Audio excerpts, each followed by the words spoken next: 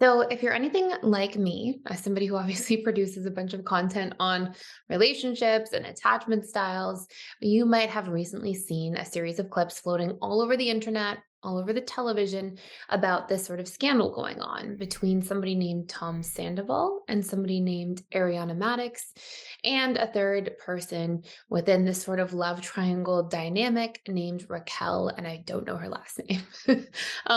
Anyways, I kept seeing these pieces of clips come up all over the internet, all over different places, and I went down the rabbit hole. I got interested. I was like, who are these people? Why are they showing up everywhere? What's going on?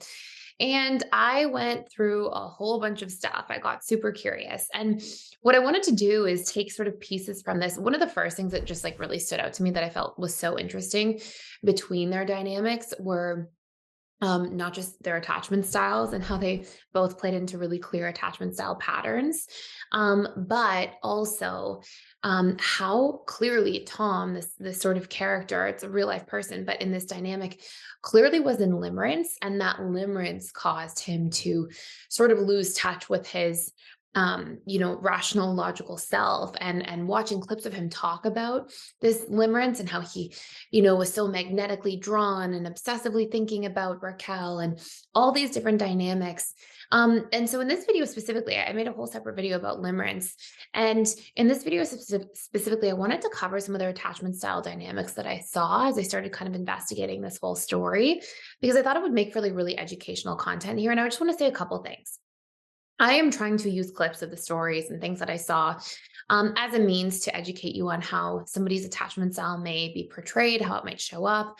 My intention is not to be judging these individuals. I don't know them. I am just basing any opinions I have for today off of a bunch of clips that I saw circulating, and just like, touching on some of these clips and how they might be relevant to helping us identify somebody's attachment style. So, I'm not 100% sure about any of this because I don't know them. They're not my clients, but I figured we could use what's circulating out there as an educational tool, in case people like yourself listening, or somebody portray some of these patterns and how they may be linked to specific attachment styles. So first and foremost, I definitely saw this really in-depth podcast with Tom explaining some of the things that he was experiencing that sort of led up to the affair that he had. So for anybody who doesn't know, by the way, there's this love triangle because there's these two people in a relationship. They're like life partners. They're not married, but they've lived together, been together for, I think it was 9 years. And they had a mutual friend, a very good friend, in their close friend group. And it was really like Ariana's best friend.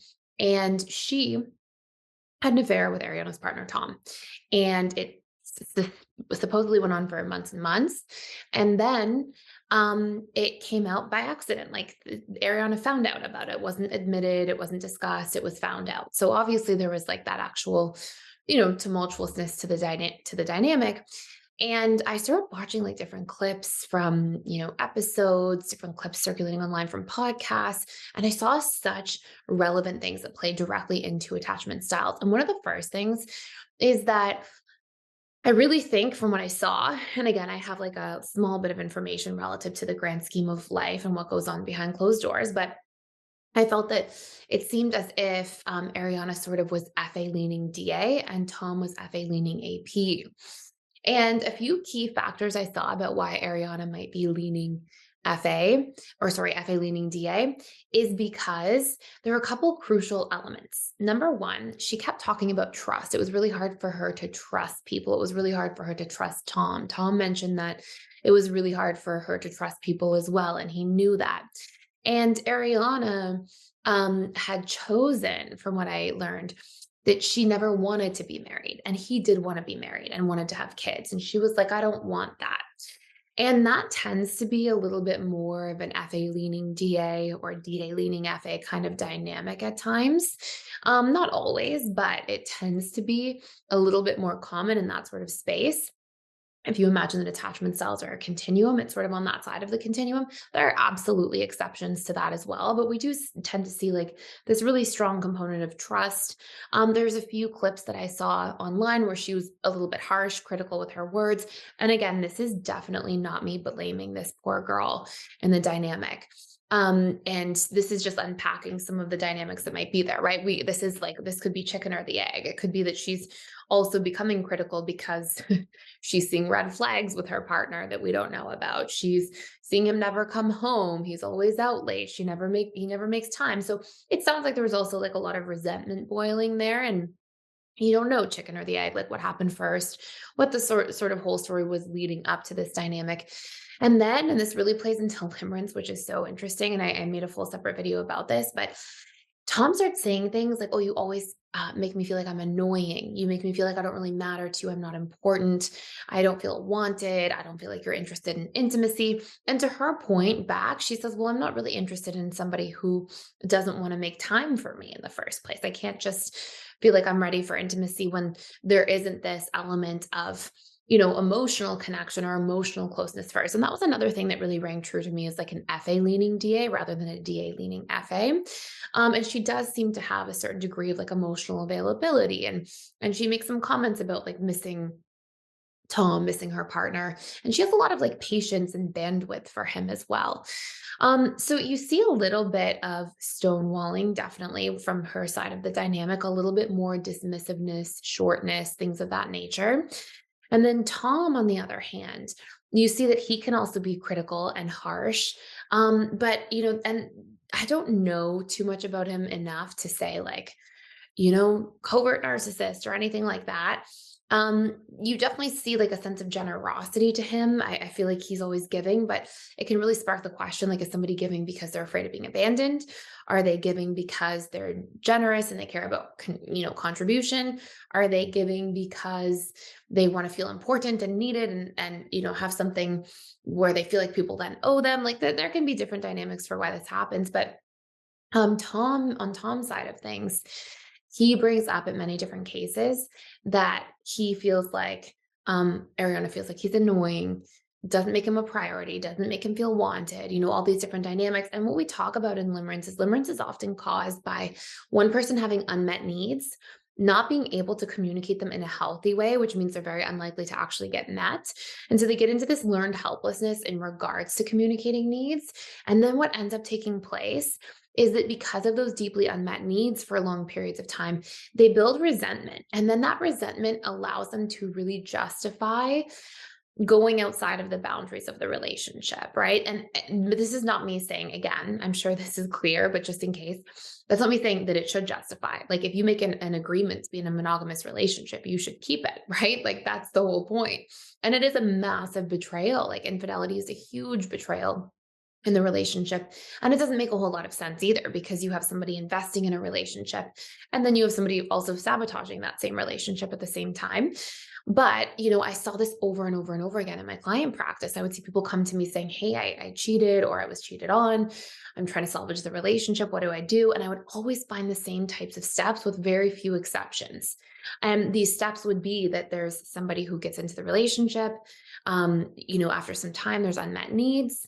Then they feel this sense of learned helplessness, meeting needs within the relationship to themselves or others.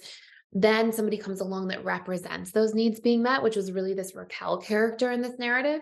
And she made Tom feel wanted, important, like a priority, put him on a pedestal. She kind of almost seemed to look up to him from some of the clips that I saw. And so all of these things that he feels like he's starving for in this relationship dynamic, and he doesn't know how to communicate or isn't communicating in a healthy way, at least, all of a sudden somebody comes and represents. And then this is where the subconscious mind, which is essentially largely a needs meeting machine, will really get into limerence, which can be extreme and destabilizing infatuation to the point of like excessive rumination, really losing touch with like logic or reality, and making decisions from this very limerent place, like this very like almost obsessed, kind of like limerence can affect the brain similar to a way that a drug affects the brain, with all of this sort of neurochemical cocktail of the impact of it. And so you see this dynamic starting to unfold in this story. So after conducting many polls and surveys at the personal development school over the past few years, we have found that students come in and 92% of them become dominantly securely attached within 90 days if they focus on 6 crucial areas.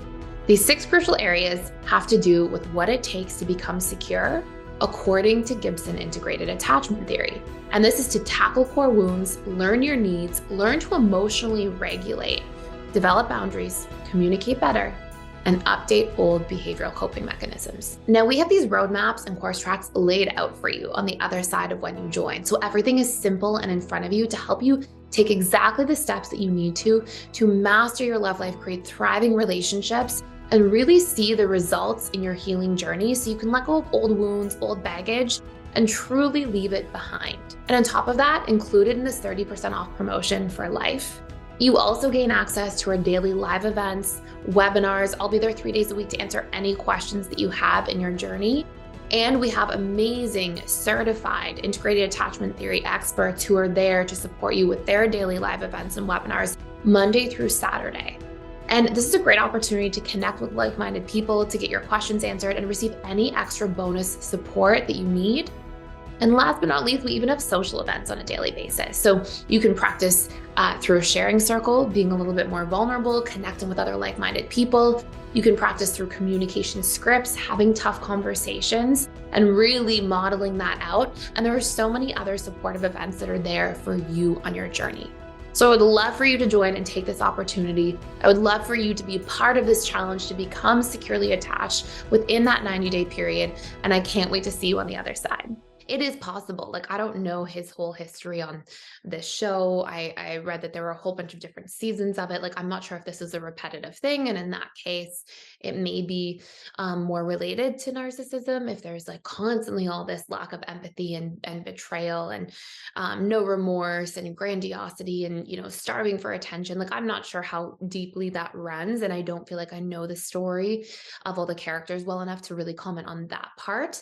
But I wouldn't take it off the table per se, because I did see some clips where it sort of seemed like there was a lack of empathy. It was more like a empathy for him and for himself than for other people, which, does point in that direction. But in terms of the attachment style dynamics, these things seem to be much more clear to me in the clips that I did see and watch. And the other things that were interesting too is Ariana had mentioned, that she could be kind of aloof. And she could mention that she would be shut down if she wasn't really getting time and attention. She really needed him to take his space and independence. And so there was a lot of different things in there that stood out to me. But I think what happened is, if you have an FA leaning DA and FA leaning AP, if their communication, if they're not working towards taking steps to become securely attached together and working through their own wounds, then essentially what's going to happen is that resentment will boil up, boil up, boil up. And then what I would see over and over again in my client practice is just that would eventually come to a head. And once that resentment sort of hit this threshold, one person really sabotages the relationship. One person may step out on the relationship. There's infidelity that takes place. And it tends to follow those major steps and components. And so it really brings up this dynamic of, well, what do we do in these situations? And it's the main reason that learning to really become securely attached and transform our attachment style is so valuable and so important, because it can really affect major chapters of our lives. And what I found over and over again, especially if I worked with clients who had a big history of limerence. So if they would really get infatuated with other people, and usually the root cause of that is they had deeply unmet needs and they didn't know how to meet them in relationship to self, nor communicate them to others in a healthy way to get them received.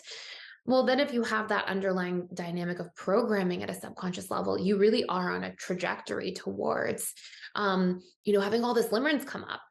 And if I worked with clients that had a lot of limerence, especially when they got into a new relationship, one of the things we would really dial in on when I was running my client-based practice full-time is we would go into learning to understand your needs, learning to communicate them and receive them properly from a partner, so that if you had this feeling of limerence towards somebody outside of the relationship, rather than just thinking it's all these feelings, I can't control them, and then just running with it. Instead, it would be, okay, I have these feelings.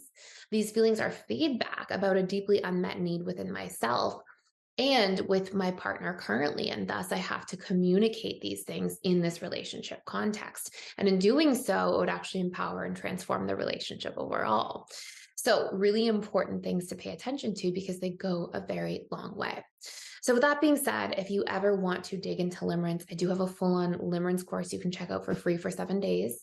And also, if you feel like limerence is a big thing for you and you just want to dial into your needs first, you can also check that out as well for free for 7 days using the link down below in the description box. And I would love to hear your comments. I have watched bits and pieces of the whole dynamic. I haven't watched everything. Definitely haven't watched like all the seasons of everything that took place. So, what are your thoughts? What were your key takeaways? And are there any other attachment style dynamics that you're interested in me sharing or discussing? Thank you so much for watching. Thank you for being here. Please like, share, and subscribe to this channel if you're enjoying it. And I will see you in future videos.